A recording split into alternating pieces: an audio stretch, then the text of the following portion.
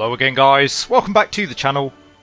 In today's video we are going to be transporting by far and away our most important passenger to date, doing what we can to help get the Queen's Platinum Jubilee celebrations underway.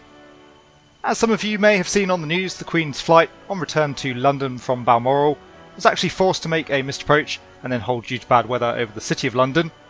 Obviously this is simply unacceptable, and not wishing to make the same mistake twice, the powers that be have decided to arrange alternate transport to bring Her Royal Highness to the start of her Jubilee celebrations. We need to get things done a little bit more expeditiously, and there is of course only one aircraft for the job.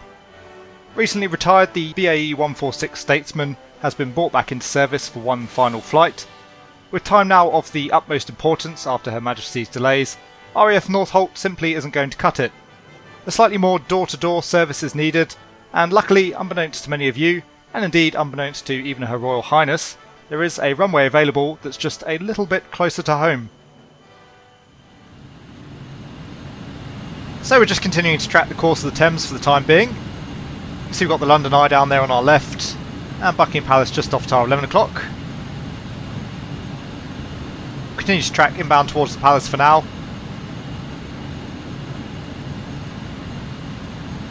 And as I mentioned during the introduction, we have the perfect makeshift runway to take us down towards Buckingham Palace. A little bit short for the 146, but perfectly doable. And it's going to be a pretty tight squeeze here as well, but it doesn't really matter if we clip a few trees on the way down. Obviously the aircraft is going straight back into retirement.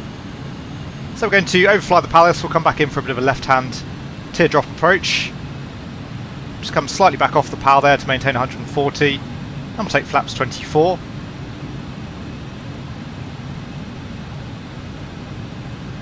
Still pretty early morning here in London, just coming up on 5:30 AM. Doesn't look like anyone's awake yet, so we should have Her Majesty back on the ground in plenty of time to start the festivities.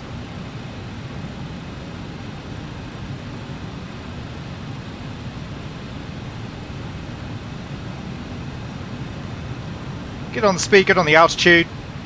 As I say, we'll just continue our left turn here, back out towards the east. Got the Houses of Parliament just passing off at our 10 o'clock on the bank of the Thames. And there's the Shard just coming up off the nose. Beautiful sunrise here over the City of London this morning.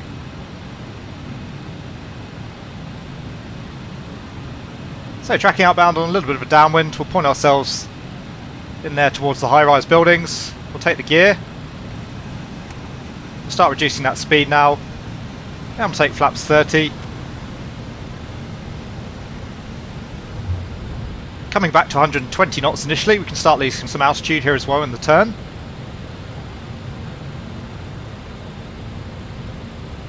So we'll start our turn back round towards the Mall, take flaps 33.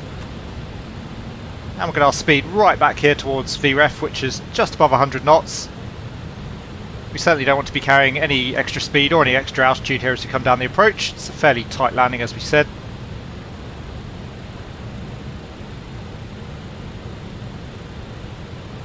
So again, just following the banks of the Thames back round towards the left. There's the Palace just off to our 11 o'clock. Looking good on profile at the moment. There's VREF.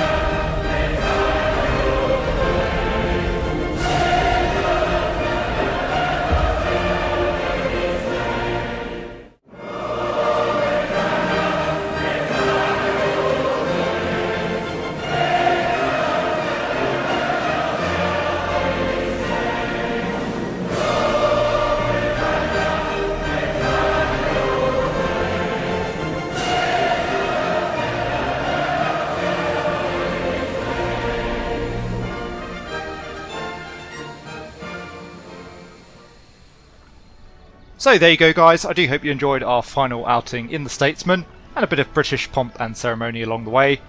We've safely delivered Her Majesty the Queen to Buckingham Palace, and the historic Jubilee celebrations can now get underway. For those of you in the UK, I do hope you have a great couple of days, whatever your plans might be.